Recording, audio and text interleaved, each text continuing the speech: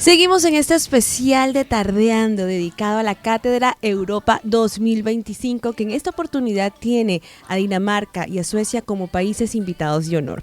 Y a esta hora tengo un nuevo tema y por supuesto un nuevo invitado. Se trata del científico colombiano Manuel Patarroyo, radicado en Suecia, quien participó recientemente en nuestra cátedra, donde compartió reflexiones sobre uno de los grandes retos de la humanidad, el cáncer. Una enfermedad que no es única, sino que comprende alrededor de 150 tipos distintos y que afecta cada año a millones de personas en todo el mundo. En su intervención, que fue justamente este martes en el Coliseo a Plaza Llena, resaltó la necesidad de invertir en investigación, fortalecer la prevención y garantizar el acceso equitativo a diagnósticos y tratamientos. Yo hoy tengo el gusto de tenerlo aquí en esta mesa de trabajo y conversar con él. ¿Cómo le va, doctor Patarroyo? Bienvenido. Muchísimas gracias, Lina, por la invitación. Muy gustoso estar aquí en Barranquilla con ustedes asistiendo al evento.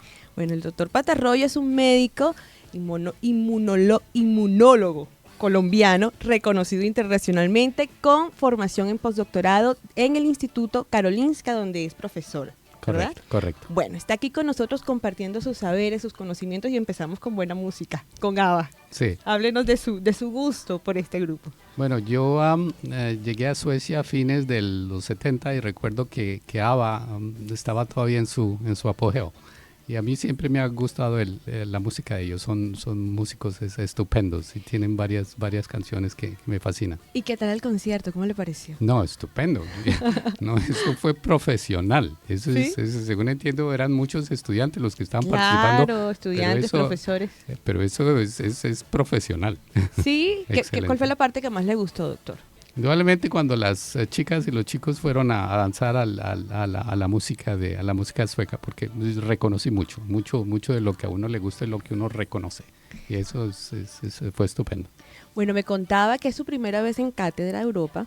Eso lo hace un invitado muy especial, pero también es su segunda vez en Barranquilla. Hablemos un poco de sus impresiones, de cómo le han parecido estos días aquí en la universidad y volver a Barranquilla, que no lo hacía desde el 97. Correcto. Yo estuve aquí en Barranquilla por primera vez en el año 97, invitado por la señora Susie Expulson y a dar unas conferencias. Y esta es entonces mi segunda visita. Tengo que reconocer que no he visto mucho de la ciudad, pero me han dicho que está preciosa. Está cambiadísima, sí, me imagino. Pero mañana tenemos un programa social y vamos a ir al malecón y para mí es muy importante ver la estatua de Shakira. Ah, quiere ver, le gusta Shakira. Y la de la Toti. Está bien, muy bien informado. Que según entiendo, Toti quería que fuera un poquito más alta que la de Shakira. Y es un poco más alta, es más grande. Sí, mañana se va a dar cuenta. Okay. ¿Y su contacto con Colombia, doctor Patarroyo, es constante? Yo trato de venir a Colombia una vez al año, pues yo tengo mis hermanas aquí, pertenezco a una gran familia. Y para mí es muy importante mantenerme en contacto con el país porque este es mi primer país. Claro. Así yo llevé muchos años en Suecia. Además es muy importante siempre recordar sus raíces. Claro, y para quienes se están preguntando, sí, es hermano del fallecido científico Manuel Patarroyo. Cierto. Comparten el mismo nombre. Sí, el nombre de él era Manuel Elkin, yo soy Manuel Solo y él fue el primogénito y yo soy el número 7 en la lista. Ah, caramba. Aquí está con nosotros una hermana, Gloria. Es la número 6. Bueno, qué bien que esté muy bien acompañado. Y bueno, para conocerlo mejor, hablemos un poco de usted, de su trayectoria y del Instituto Karolinska, que es muy importante en medicina en Suecia, referente. Bueno, la historia empezó a fines de mis estudios de medicina. Yo estaba haciendo ya el penúltimo año, y vino una pareja de médicos suecos, investigadores del Instituto Karolinska, vinieron a Colombia a dar unas conferencias. Y ahí tuve yo la oportunidad de conocerlos y ahí se estableció el primer contacto. Entonces ellos me invitaron muy amablemente a visitar el instituto y yo pasé allá el verano del 78. Sí. Y estuve 3 meses visitando el instituto y luego regresé a Colombia a hacer el último semestre de medicina y ahí fue cuando el profesor sueco George Klein me escribió y me preguntó que si yo podía trabajar con él un tiempo más largo. Y le dije, bueno, George, pero un año. Okay. Ya llevo 47 años. 47. Sí. Y me imagino que lo que sigue es que esto se le ha pasado volando. El tiempo vuela. Para mí es increíble entender que son 47 años. Bueno, y en ese instituto, digamos, ¿qué hace, doctor? Cuéntenos. Bueno, yo llegué allá y por el año que dije que iba a estar, y a los pocos meses George Klein me preguntó que si me quería registrar para hacer estudios de PhD, una tesis doctoral. Ustedes saben, una tesis toma 4 o 5 años. Le dije, se lo dije yo, George, eso es mucho tiempo. No, tranquilo, Manuel, regístrese, ¿no? Y la investigación empezó a hacerse muy interesante, empezaron a salir las publicaciones científicas, y yo defendí tesis en diciembre del 82, y coincidió con que unos meses antes de la defensa de mi tesis yo conocí una chica sueca, y ustedes se pueden imaginar el resto de la historia, que es mi esposa y que tenemos una hija. Qué bien, qué bien. Bueno, doctor Patarroyo, usted llegó a la Cátedra Europa a compartir sus investigaciones, a compartir su experiencia en torno al cáncer, a todo lo que usted ha desarrollado, ¿verdad? Y mencionaba algo que me pareció impactante, y es que cada día 30.000 personas reciben un diagnóstico de cáncer. Estas cifras son contundentes, son altas, digamos. ¿Qué mirada deberíamos tener como sociedad sobre el cáncer hoy, de acuerdo también a sus investigaciones? Indudablemente tratar de combatirlo, y la mejor manera de combatirlo es 1, prevención, 2, tratar de diagnosticarlo lo más temprano posible, porque mucho depende del diagnóstico, depende de qué tan temprano sea diagnosticado. Y también estar bien armado si llega con el tumor ya diseminado, que es la parte más peligrosa, ¿no? La metástasis. Entonces hay varias etapas, y yo creo que hay que atacarlo desde distintos ángulos. Bueno, también hablaba de que el 60% de los casos pueden curarse. No solo el 60%, a 67, 68, y yo creo que nos estamos acercando al 70%. Eso implica que ya el título de mi conferencia era Mitos y Verdades. Okay. Y yo quiero acabar con ese mito que dice que el cáncer es una sentencia de muerte. Ya no lo es en la mayoría de los casos. Ya la mayoría de los pacientes ya sobreviven la enfermedad. Por ejemplo, ¿en qué casos, doctor? Bueno, por ejemplo, el melanoma. El melanoma es un tumor cutáneo. La mayoría de los pacientes sobreviven el melanoma. Y mucho depende qué tan temprano se diagnostique. Como el melanoma está en la piel, la lesión puede detectarse en un tiempo temprano. Hay otros cánceres de órganos internos, por ejemplo el de páncreas, ¿no? que se detectan desafortunadamente cuando ya se han desarrollado y se han diseminado. Y por eso tiene un pronóstico tan malo el de páncreas. Es uno de los más agresivos. Bueno, pero esto en Suecia, este porcentaje en Suecia, ¿conoce porcentajes en Colombia? ¿Cómo es este tema? Yo sé que Colombia tiene buenos oncólogos. Sé que se ha invertido en el tratamiento del cáncer. El Instituto Nacional de Cancerología tiene una larga tradición. Ahora, mucho depende de los recursos, es así. Y como entidad estatal, pues yo estoy seguro que el Instituto Nacional de Cancerología produciría aún más si recibiera más recursos del Estado. Aparte de esto, hay una iniciativa de un instituto que fue creado en el norte de Bogotá, es una donación de Luis Carlos Sarmiento Angulo. El instituto se llama el CETIC, Centro de Tratamiento de Investigaciones de Cáncer.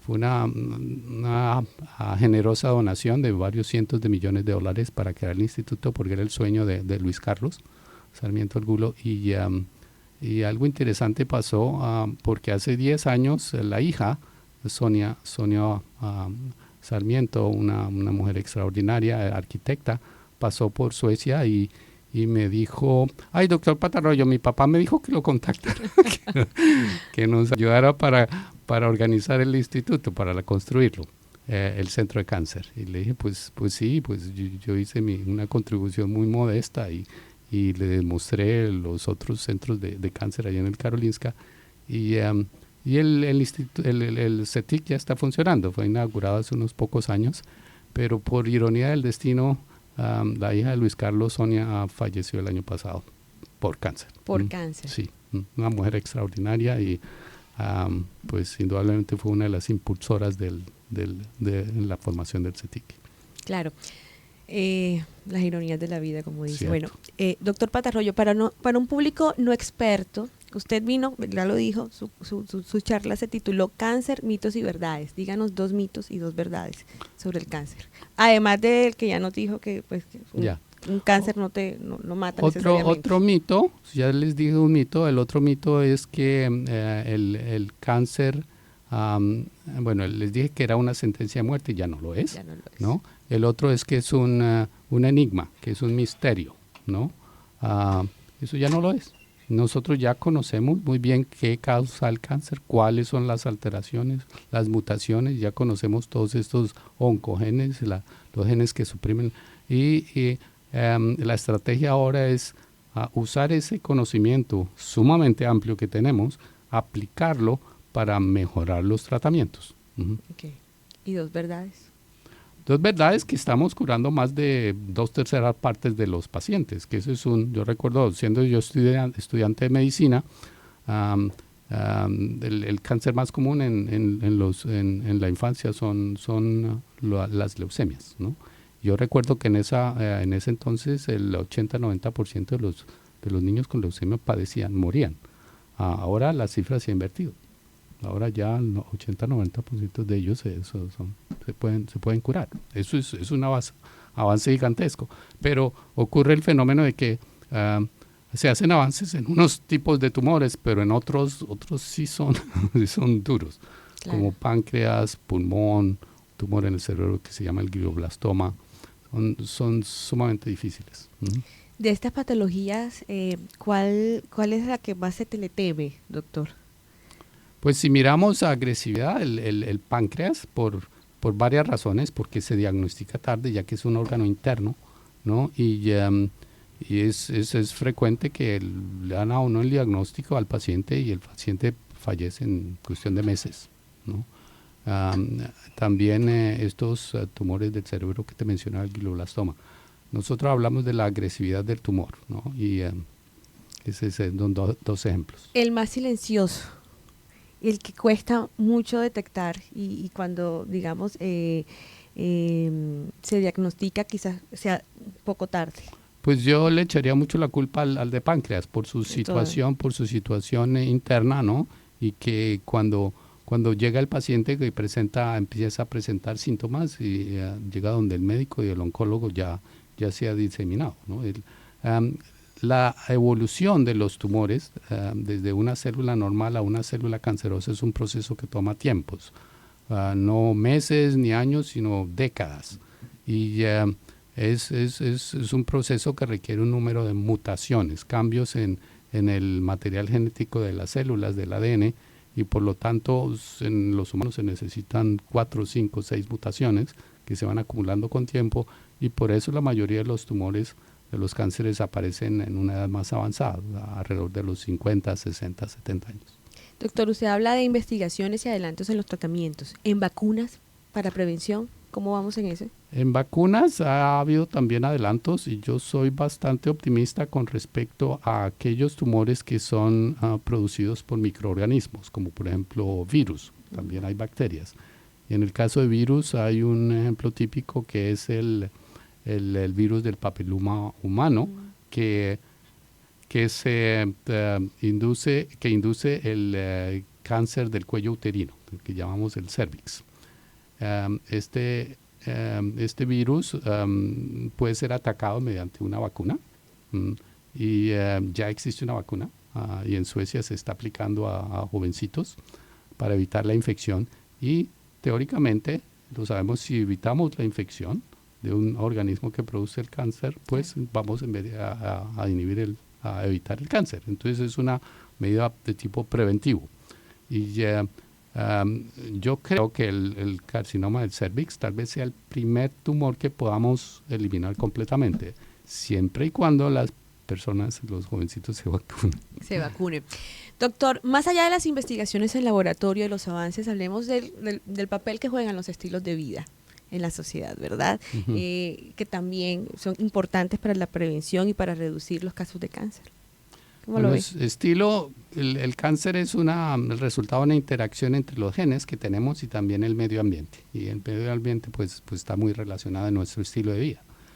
Si ustedes me preguntan qué sería lo mejor que se puede hacer desde el punto de vista de estilo de vida, es uno, dejar de fumar. Si se está fumando, evitar el cigarrillo. El cigarrillo es de lo más nocivo. Hay sustancias químicas carcinogénicas que cuando se consumen, tabaquismo, fumar, dañan las células de los pulmones y inducen la conversión a células cancerosas en el cáncer. Hay otro, por ejemplo, hay factores de tipo físico, como la luz ultravioleta, la del sol. Esto, pues aquí nosotros latinos estamos más o menos bien protegidos, ¿no? por el pigmento en la piel que tenemos. Pero en el caso, por ejemplo, de los escandinavos que son tan claros en piel, ellos cuando van al sur de Europa de vacaciones y se asolean en la playa y se queman, ¿no? Eso tiene sus riesgos, porque están los rayos ultravioleta del sol y esos afectan las células que nos da el pigmento en la piel, que se llaman los melanocitos, y se crean mutaciones en esos melanocitos por la luz ultravioleta, y cuando se van acumulando varias mutaciones resulta en un melanoma que puede ser bastante agresivo. Claro. Doctor Manuel Patarroyo, muchísimas gracias por acompañarme estos minutos aquí en Tardeando. Gracias por compartir su conocimiento con la audiencia del Punto, con la audiencia de Uninorte FM Estéreo, y esperamos, no sé, convenios, cooperación entre instituciones. Okay. Muchas gracias, Lina, por la invitación, y a todos ustedes ha sido un gusto estar aquí. Bueno.